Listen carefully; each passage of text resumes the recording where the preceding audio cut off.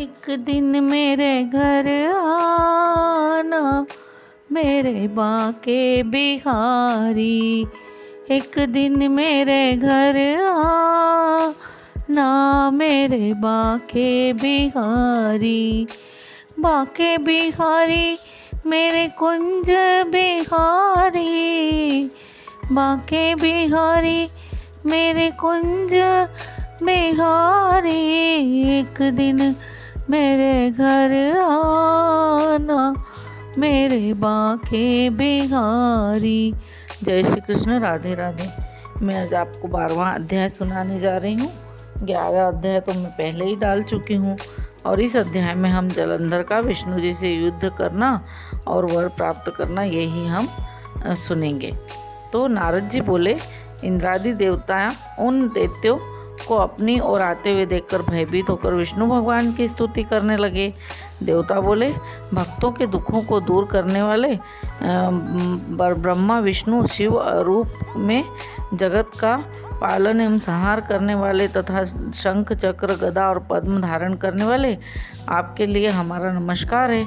हे लक्ष्मीपति, असुर निकंदन, गरुड़ नायक, पीताम्बरधारी, यज्ञादिक क्रियाओं को भोक्ता, हे शरणागत वत्सल, हम आपको बार बार नमस्कार करते हैं।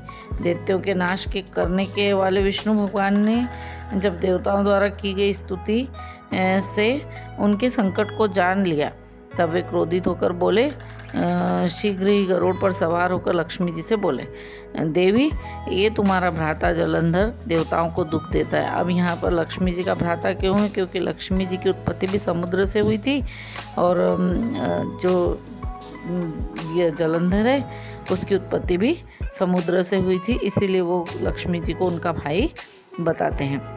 और ये कहते हैं कि तेरा भ्राता जलंधर जो है वो देवताओं को बहुत दुख देता है, इसलिए मुझे उन्होंने बुलाया है, सो मैं युद्ध करने के लिए शीघ्र ही जाऊंगा। लक्ष्मी जी बोली, हे प्राणनाथ, यदि मैं आपकी प्यारी हूँ तो फिर मेरे भ्राता को आप संग्राम में क्यों मारोगे? श्री भगवान बोले कि शिवजी के अंश से पैदा हुआ, ब्रह्मा के उससे वरदान पाया हुआ और तेरी प्रीति से जलंधर हमारे मारने योग्य तो नहीं है। लेकिन नारद जी बोले, यह कहकर गरुड़ पर सवार होकर बैठकर शंख चक्र गदा और पद्म को धारण करने वाले विष्णु जहाँ देवता स्तुति कर रहे थे वहाँ पहुँचे। इसके बाद अरुण के छोटे भ्राता गरुड़ ने के पंखों की वायु से दैत्य आकाश में मेघों की तरह भ्रमण करने लगे।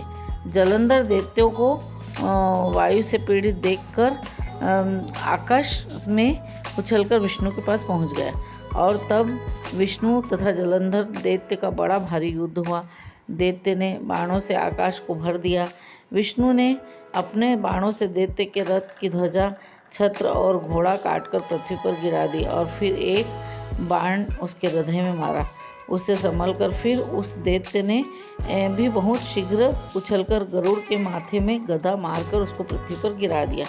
विष्णु ने हंसकर अपने खड्ग से उसकी गदा काट दी। उसने विष्णु के हृदय में जोर से घुसा मारा। फिर वे दोनों आपस में मल्ल युद्ध करने लगे।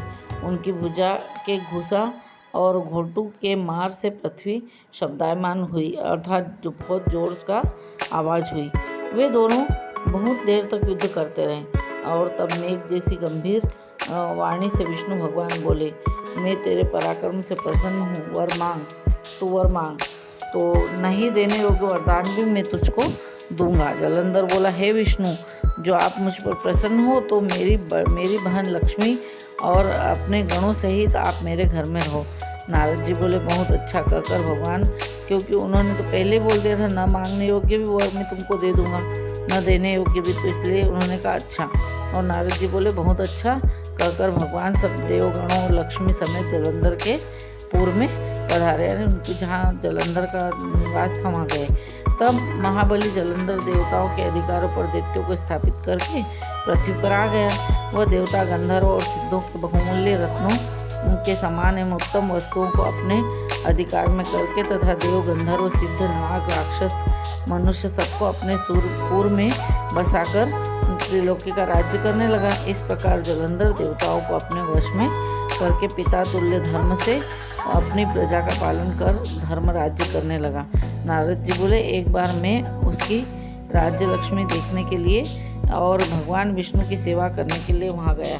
अब यहाँ पर 12वां अध्याय, जो 12वां अध्याय है वह समाप्त होता है और इसी के आगे का 13वां अध्याय मैं कल आपको सुनाऊंगी। जय श्री कृष्ण।